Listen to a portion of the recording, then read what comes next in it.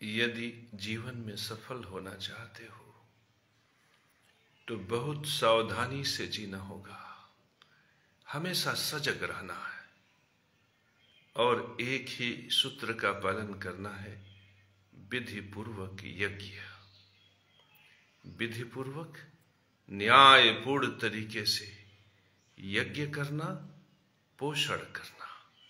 जब भी पोषण करो तो विधि पूर्वक न्यायपूर्ण तरीके से। जब बुद्धि से मस्तिष्क का पोषित करते हो तब भी ज्ञान यज्ञ करते हो, और जब तुम बुद्धि से समाज का पोषण करते हो तब भी ज्ञान यज्ञ करते हो। ज्ञान यज्ञ करते समय हमेशा प्रयास करो कि तुम्हारे ज्ञान यज्ञ से संसार का पोषण हो, धर्म का पोषण हो। इस संसार में चोर, उचक्के, बेईमान, लुटेरे, भ्रष्टाचारी, रिश्वतखोर, कमीशनखोर एक कभी सफल हो ही नहीं सकते। यह प्रकृति तो इतना जागृत है कि एक छोटी सी गलती करोगे तुम्हारे लिए दंड सुनिश्चित हो जाएगा। बहुत छोटी सी गलती करने पर तुम्हारे लिए दंड सुनिश्चित हो जाएगा। ज्ञान से तुमने जरा सी भी त्रुटि किया, कोई जगत गुरु कह रहा है अपने को, कोई बहुत बड़ा गुरु है, समाज उसे कह रहा है, और तुम उसे ध्यान से देखो। यदि उसके क्रियाकलाप परमात्मा के धर्म को पीड़ित कर रहे हैं, यदि उसके क्रियाकलाप परमात्मा के धर्म को छोटा कर रहे हैं, उसके साम्राज्य को छोटा कर रहे हैं, यदि वह ऊंच नीच, जाति पात, भेदभाव से परमात्मा के धर्म से जुड़े लोगों को विवश कर रहा है कि वह धर्म से पलायन कर जाए, बस ऐसा तुमने देखा, महसूस किया, जाना, और फिर भी तुमने उनको समर्थन में जय हो कर दिया, वहीं से तुम्हारा पतन शुरू हो जाएगा। तुम कुछ भी हो, ज्ञान से तुम्हारा सर्वनाश वहां से शुरू हो जाएगा। इसी तरह से समाज में कोई बहुत बड़े आदमी है, राजा है, मंत्री है, बहुत बड़ा राजनेता है, प्रतिष्ठित है, और तुम्हें दिखाई पड़ रहा है साफ साफ कि ये बेईमानी कर रहा है, चोरी कर रहा है, भ्रष्टाचार कर रहा है, लूट कर रहा है, तो यह जानकर यदि तुम्हारी अंतरात्मा कह रहा है कि ये लुटेरा है, घूसखोर है, रिश्वतखोर है, बेईमान है, इसके बावजूद तुमने ज्ञान यज्ञ में उसकी जय हो, उसकी जय हो, यह तो बहुत अच्छा व्यक्ति है, यह तो राम का अवतार है, यह कृष्ण का अवतार है, इस प्रकार से जय हो जैसे ही कहा, तुमने विधि पूर्वक ज्ञान यज्ञ के सूत्र का उल्लंघन कर दिया। अब तुम्हारा सर्वनाश ज्ञान से सुनिश्चित होगा। पता चला तुम एमफिल किए हो, एमएससी किए हो, ज्ञानी हो, विद्वान हो, और विद्वता होते हुए भी सामने एक व्यक्ति को देख रहे हो जो लूट कर रहा है, बेईमानी कर रहा है, राजधर्म की प्रतिष्ठा को नष्ट कर रहा है, लेकिन कुंठाग्रस्त होकर अविधि पूर्वक जब तुम आचरण करके उसी की प्रशंसा में लग जाते हो, तो तुम्हारा जो बुद्धि से अभिव्यक्ति होती है वह राजधर्म को पोषित नहीं करती, वह परमात्मा के धर्म को पोषित नहीं करती, और बस यहीं से तुम्हारा ज्ञान से पतन शुरू हो जाता है। यहीं से तुम ज्ञान से नष्ट होना शुरू हो जाते हो। पता चला इतना पढ़ लिख के तुम रोजगार से वंचित हो गए, रोजगार मिल गया तो पुत्र तुम्हारा कुंठाग्रसित हो गया, अगर पुत्र योग्य भी निकला तो परिवार में सामंजस्य गड़बड़ा गया ज्ञान की वजह से। मेरे परम प्रिय शिष्यों, विधि पूर्वक यज्ञ में जब तुम ज्ञान यज्ञ करो तो वह विधि पूर्वक होना चाहिए। जैसे ही तुम अपने ज्ञान को विधि पूर्वक से हटाकर अविधि पूर्वक में परिवर्तित कर देते हो, वहीं से यह सुनिश्चित हो जाता है कि तुम्हारा ज्ञान से ही सर्वनाश होगा। यह प्रकृति जिसको तुम जड़ मानते हो, वह वास्तव में जागृत है। सोचो, तुम्हें चेतना कहां से प्राप्त होती है? इसी सूर्य के प्रकाश से। तुम थोड़ा सा प्रकाश ग्रहण करते हो, तुम्हारे अंदर चेतना प्रकट हो जाती। तो उस सूर्य को तुम मूर्ख समझते हो, जिसके अंदर अनंत को चेतना जागृत करने की क्षमता है। वह सूर्य तो तुमसे कई हजार गुना जागृत है और चेतना से युक्त है। तो जैसे ही तुम ज्ञान यज्ञ में त्रुटि करते हो, वह तुम्हारे लिए ज्ञान के मार्ग से ही सर्वनाश की व्यवस्था कर देता है। हमारे यहां बहुत से आईएएस और पीसीएस अधिकारी अपने बेटों के उन्नति के लिए परेशान फोन करते हैं, हमसे कहते हैं कि गुरुजी, यह पतित हो रहा है, चरस गांजा अफीम पी रहा है। जानते हो क्यों?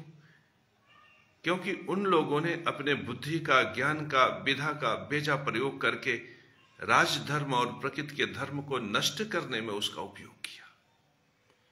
मेरे परम प्रिय शिष्यों, इस प्रकार से जो विधि पूर्वक यज्ञ में पहले ही खड़ा हो जाता है और यह सुनिश्चित कर लेता है कि मैं ज्ञान यज्ञ करूंगा तो विधि पूर्वक करूंगा, नहीं तो नहीं करूंगा, ऐसे व्यक्ति के लिए ज्ञान से हजार मार्ग धन के खुल जाते हैं।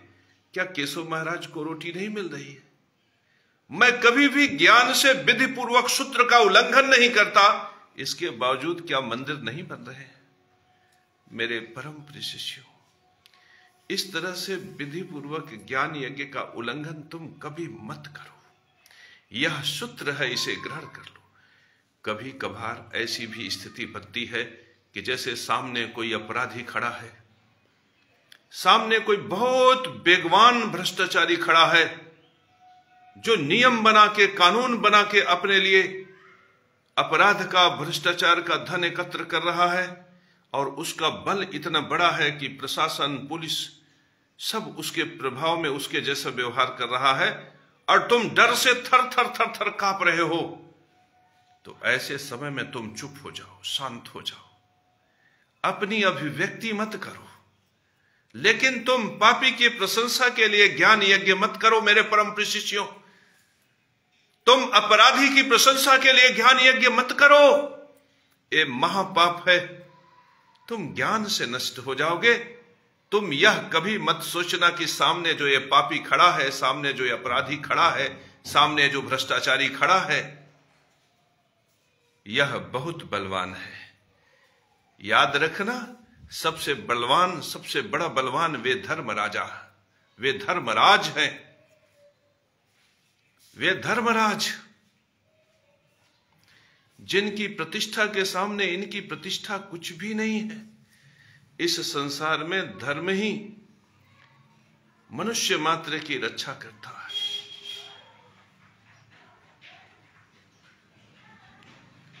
मेरे परम प्रिय शिष्यों, ये बड़ा ही अद्भुत प्रवचन है।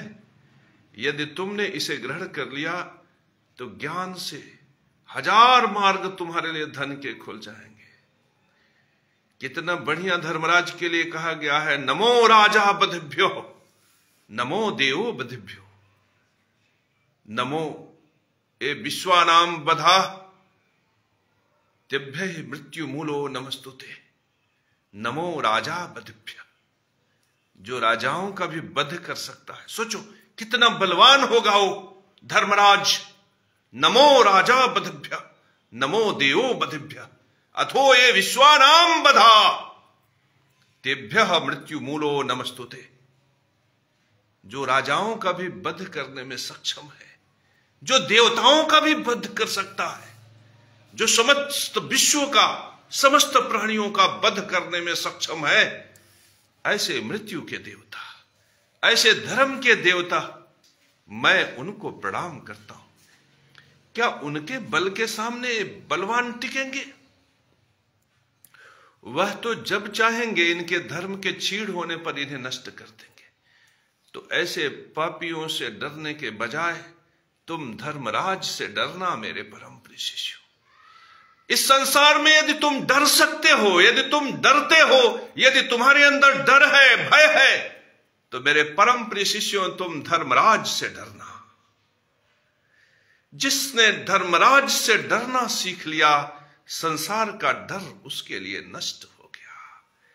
मेरे परम प्रिय शिष्यों, तुम इस परम सूत्र को जगत गुरु के मुख से प्राप्त करके ग्रहण कर लेना, गांठ बांध लेना। तुम निर्बल हो, निसहाय हो, कमजोर हो, पीड़ित हो, तुम चुप हो जाना, मौन हो जाना, लेकिन कभी भी पापी की प्रशंसा मत करना मेरे परम प्रिय शिष्यों। कभी भी भ्रष्टाचारी की प्रशंसा मत करना, कभी भी अन्यायी अत्याचारी की प्रशंसा मत करना। और जैसे ही तुम विधि पूर्वक ज्ञान यज्ञ करोगे, वैसे ही तुम्हारे लिए धन के 1000 साधन पैदा हो जाएंगे। विधि पूर्वक ज्ञान यज्ञ को समझ लेना मेरे परम प्रिय शिष्यों। वह ज्ञान जो तुम्हारे लिए, जो तुम्हारे पड़ोसी के लिए, जो इस प्रकृति के लिए, जो पीपल के लिए, जो वनस्पतियों के लिए उपयोगी है। और धर्म में पागलपन भी मत दिखाना। जैसे किसी ने कहा कि पीपल लगाना परम धर्म है, पीपल के वृक्ष का रोपण करना परम धर्म है, तो मेरे परम प्रिय शिष्यों, घर मकान भी बनाना परम धर्म है। अब यदि तुम्हारे पास बहुत जमीन नहीं है, केवल मकान भर का ही है, तो तुम पहले अपनी संरक्षण करना, क्योंकि यह पितरों से प्राप्त शरीर का संरक्षण भी विशिष्ट है। तो वहां पे तुम अपने मकान में फिर पीपल मत लगाने लगना, पहले घर बना लेना। हाँ, यदि तुम्हारे पास उसके अलावा भी जमीन कहीं खाली पड़ी है, तो वहां पे पीपल और बरगद के वृक्ष जरूर लगा देना। पीपल का वृक्ष लगाना, बरगद का वृक्ष लगाना भी धर्म है, और अपने लिए रोटी का साधन प्राप्त करना भी धर्म है। बहुत से लोग कहते हैं कि गुरुजी आप कहते हैं कि अन्न, अनाज, सावा, कोदो, तुलसी की ही बलि हो सकती है। बहुत से लोग तो मीट मांस भी खाते हैं। मेरे परम प्रिय शिष्यों, कुछ लोगों तो हमसे कहा कि बहुत से सैनिक हैं, वे लद्दाख इत्यादि एरिया में पड़े हुए हैं जहां पे ठंड बहुत है, ऐसी जगह पे वे मीट मांस खाते हैं। तो क्या यह गलत है, धर्म विरुद्ध है? मेरे परम प्रिय शिष्यों, इस प्रकृति में जीव हत्या महापाप है। परमात्मा ने अन्न अनाज का सेवन तुम्हारे लिए बनाया है। काजू, मुनक्का, विविध प्रकार के किशमिश, नट इत्यादि तुम्हारे लिए व्यवस्थित किए। लेकिन यदि प्राणों पर संकट आ जाए तो मनुष्य का जीवन महत्वपूर्ण है। यदि प्राणों पर संकट आ जाए, यदि राज्य पे संकट आ जाए, यदि गांव विशिष्ट परिस्थिति पे संकट आ जाए, यदि परिवार के मुखिया पर संकट आ जाए, तो ऐसी स्थिति में जो मूल्यवान प्राणी है, उनके लिए यदि कम मूल्यवान प्राणी भेंट पे चढ़ जाते हैं, तो इसे शास्त्र के सम्मत धर्म माना गया है। लेकिन मेरे परम प्रिय शिष्यों, ऐसा तो तभी करना जब तुम्हारे लिए कोई मार्ग शेष न रह जाए। मेरे परम प्रिय शिष्यों, यदि तुम अन्न अनाज से पोषित हो जाते हो, तो तुम्हें किसी अन्य अनाचार, व्यभिचार, मांसाहार पर नहीं जाना है। यह परम सूत्र है। इस सूत्र को ग्रहण करो, यह तुम्हारे लिए कल्याणकारी है। और जैसे ही तुम ज्ञान यज्ञ के उत्तम सूत्र को ग्रहण करते हो, फिर तुम चाहे एमएससी हो, चाहे कक्षा 2 पास, फिर चाहे तुम लॉ ग्रेजुएट हो, मेडिकल में एमबीबीएस हो, फिर तुम चाहे कल्लू तेली के लड़के की तरह कक्षा 5 पास, तुम्हारे लिए धन का 1000 मार्ग खुल जाएगा। इसीलिए मैं कहता हूं कि ज्ञान यज्ञ करने मात्र से धन के 1000 मार्ग खुल जाते। ज्ञान यज्ञ में 3 शब्द बताया गया है, ओम नमः स्वास्ति वाचन। ओम, इस संसार में जहां तक ओम शब्द अक्षर का ब्रह्म का गुंजायमान है, वहां तक ब्रह्म है। ब्रह्म मेरे में भी है, ब्रह्म तुम्हारे में भी है। यह जानकर जिसने प्रणाम करना सीख लिया, जिसने स्वास्ति वाचन अर्थात उनकी प्रशंसा करना सीख लिया, इस संसार में उसके लिए धन की कोई कमी नहीं। मेरे परम प्रिय शिष्यों, उनके लिए धन की कोई कमी नहीं। और जब धन हो जाए, अब सुनो मेरी बात, विधि पूर्वक यज्ञ के बाद मैंने बताया कि जब धन हो जाए तुम्हारे पास, तब तुम क्या करना? तब तुम बलि करना, उत्तम बलि करना। क्यों? पितरों से बीज प्राप्त है, जिस बीज से मैंने शरीर धारण किया है। कभी सूर्य के पुत्र मनु ने, उनके पुत्र प्रियव्रत ने और उनके संतति ने शरीर धारण किया था, और जब वे बुढ़ापा इत्यादि कारणों से नष्ट होकर इस संसार से विदा होने लगे तो अपने ही बीज से परमात्मा राम को, कृष्ण को उत्पन्न किया। उन्हीं के बीज से कालांतर में बहुत प्राणी क्रमागत पैदा हुए और फिर आप उत्पन्न हुए, हम उत्पन्न हुए। हम में परमात्मा सूर्य का अंश है, हम सूर्य परमात्मा की संतान है। यही वजह है कि सूर्य आज भी अपनी किरणों से हमारी बुद्धि को प्रकाशित करते हैं। यही वजह है कि सूर्य आज भी हमारे शरीर को अपनी किरणों से पोषित करते हैं। अन्न अनाज के माध्यम से हम सूर्य भगवान के प्रकाश को ही ग्रहण करते हैं। इस बोध को, बुद्धि को पोषित करने के लिए हम सूर्य भगवान का प्रकाश ही ग्रहण करते हैं। मेरे परम प्रिय शिष्यों, इस परम प्रकाश से युक्त जो सूर्य भगवान के प्रकाश से प्रकाशित यह शरीर है, इस शरीर को पोषणीय बनाने के लिए हम विधि पूर्वक पितृ यज्ञ करते हैं, क्योंकि पितरों के बीज यह शरीर में स्थापित है और उसी बीज से यह शरीर प्रकट है। इसलिए उसके पोषण के लिए जब हम अन्न अनाज, सावा, कोदव, तुलसी, कुल्थी इत्यादि की बलि देते हैं तो यह बलि कर्म ही पितृ यज्ञ है। मेरे परम प्रिय शिष्यों, बलि करने के लिए अन्न अनाज की व्यवस्था जब करना तो चाहे तो तुम अनंत अनंत वैभव इकट्ठा कर लेना, तुम कुबेर के समान धनवान हो जाना, लेकिन धन प्राप्ति के साधन में जब तुम, अन्न अनाज की प्राप्ति के साधन में जब तुम चुनाव करना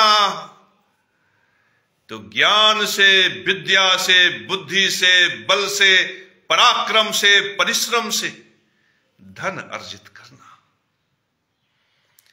धन अर्जित करना और उसी धन से अन्न अनाज, सावा, कोदव, तुलसी, कुल्थी, परवल, कुम्हड़ा इत्यादि की बलि करना और उसी बलि कर्म से अपने शरीर का पोषण करना। जब तुम ऐसा करोगे तो तुम्हारा पितृ यज्ञ अद्भुत होगा।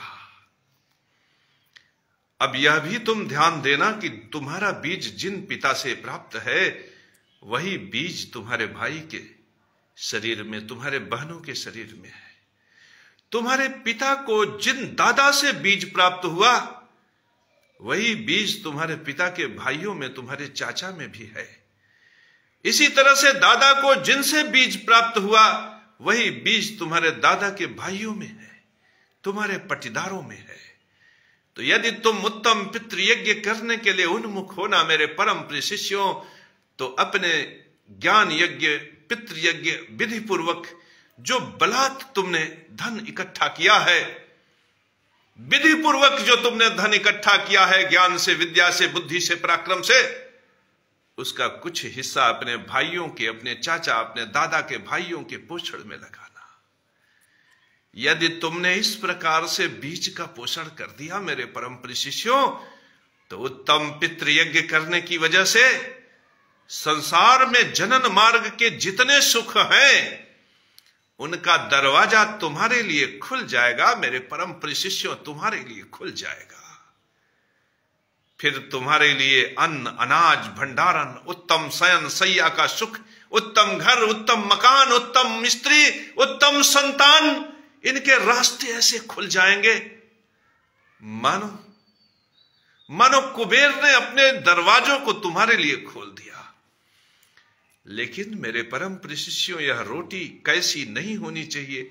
भाई का हरण किया हुआ रोटी, पिता के परिश्रम से प्राप्त किया हुआ जीवन भर की रोटी, दादा परदादा की संपदा से प्राप्त की गई रोटी, भ्रष्टाचार से, व्यभिचार से, गुंडागर्दी से, समाज से हरण किया गया रोटी, इस प्रकार की रोटी यदि तुमने प्राप्त किया तो तुम्हें पितृदोष लगेगा। और यदि तुमने रोटी प्राप्त करके उसका कुछ हिस्सा अपने बीज के भरण पोषण में दादा और परदादा के लड़कों को, उनकी संतति को नहीं दिया, तो भी तुम्हें पितृदोष हरण का पाप लगेगा मेरे परम प्रिय शिष्यों। यदि तुमने पितृ दोष का पाप लग गया तो तुम्हें मैथुनी मार्ग का सुख नहीं मिलेगा, जनन मार्ग का सुख नहीं मिलेगा। तब तुम प्रेमिका के लिए तड़प जाओगे, तब तुम स्त्री के प्रेम के लिए तड़प जाओगे। तुम्हारी स्त्री किसी पड़ोसी के साथ पलायन की स्थिति में आ जाएगी, वो मायके चली जाएगी तो लौट के नहीं आएगी। तुम्हारे घर में तलाक के मुकदमे चलेंगे, तुम्हें कचहरी का टक्कर लगाना पड़ेगा। फिर तुम चाहे IAS PCS के पुत्र हो, चाहे तुम मंत्री राजनेता के पुत्र हो, यदि तुमने ऐसा किया, पितृयज्ञ धर्म का उल्लंघन किया, तो तुम्हारे लिए जनन मार्ग के सुख बंद हो जाएंगे। यह भी याद रखना कि केवल स्त्री, केवल प्रेमिका ही जनन मार्ग का सुख प्रदान नहीं करते। भाई, पुत्र, ये जनन के संबंधी हैं। पिता, माता, ये भी जनन के संबंधी हैं। इनसे भी तुम्हारा सुख नष्ट हो जाएगा, इनसे भी तुम्हें दुख ही प्राप्त होगा। याद रखो, जब परिवार बसता है तो परिवार के घर के दो मालिक होते हैं, एक शुक्र, दूसरा गुरु। एक वे जिनसे तुम्हारा धर्म का संबंध है, जिनका प्रतिनिधित्व स्वयं महाराजा गुरु करते हैं, बृहस्पति करते हैं, उनसे परिवार बसता है। और एक वे जिनसे सीधे तुम्हारे जनन का संबंध होता है, जिनका प्रतिनिधित्व स्वयं परमात्मा शुक्र करते हैं। मेरे परम प्रिय शिष्यों, इस प्रकार से जो बीज का पोषण करता हुआ पितृयज्ञ के धर्म का पालन करता है, संसार में फिर उससे समान श्रेष्ठ कोई धरती पे नहीं रह जाता। सन्यासी हो, यति हो, ब्राह्मण हो, ज्ञानी हो, पुरुषार्थी हो, परमात्मा पुरुष भी हो, यदि वह यज्ञ धर्म का, ज्ञान यज्ञ के धर्म का, पितृयज्ञ के धर्म का उल्लंघन करता है, तो इस संसार में उसे मोक्ष प्राप्त नहीं हो सकता, उसे श्रेष्ठता भी प्राप्त नहीं हो सकती। समाज में आप चाहो तो इसके लिए प्रमाण देख सकते हो। मेरे परम प्रिय शिष्यों, यदि तुमने ज्ञान यज्ञ कर लिया, पितृयज्ञ उत्तम कर लिया, तब तुमको एक ही चीज देखना है। अग्नि के माध्यम से जो कुछ भी कर्म तुम करते हो, वह अग्नि के माध्यम से फिर प्रकृति में धूम्र के रूप में एकत्र होकर देवताओं को भोजन के रूप में प्राप्त होता है। इस अग्नि कर्म में संसार के जितने भी अग्नि कर्म हैं सभी शामिल हैं। ये बुलेरो, ये गाड़ी, ये मोटर, ये मोटरसाइकिल, ये कार, ये बड़ी बड़ी फैक्ट्रियां, ये सब हवन कुंड की तरह है। इनमें जो तुम आहुत करते हो, ये धूम्र स्वरूप में ईंट के भट्ठे इत्यादि, इनमें जो तुम आहुत करते हो, यह अग्नि रूप में प्रकृति को ही प्राप्त होता है, देवताओं को ही प्राप्त होता है। ऐसा करते समय तुम्हें ख्याल रखना है कि जो प्रकृति के लिए उपयोगी हो, जैसे ईंट का भट्ठा, ईंट बनता है तो उससे घर बनते हैं, वो उपयोगी है।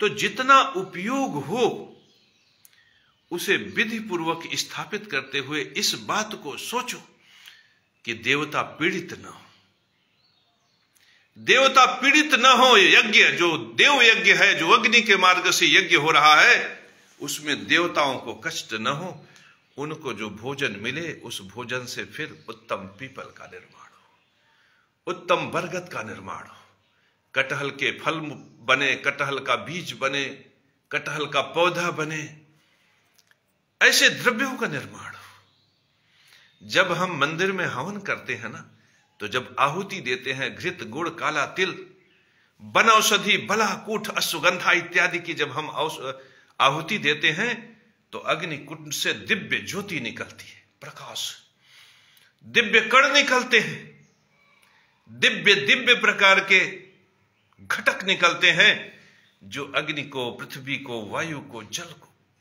आनंदित कर देता है, मदमस्त कर देता है, प्रसन्न कर देता है, और बदले में वे आशीर्वाद देते हैं।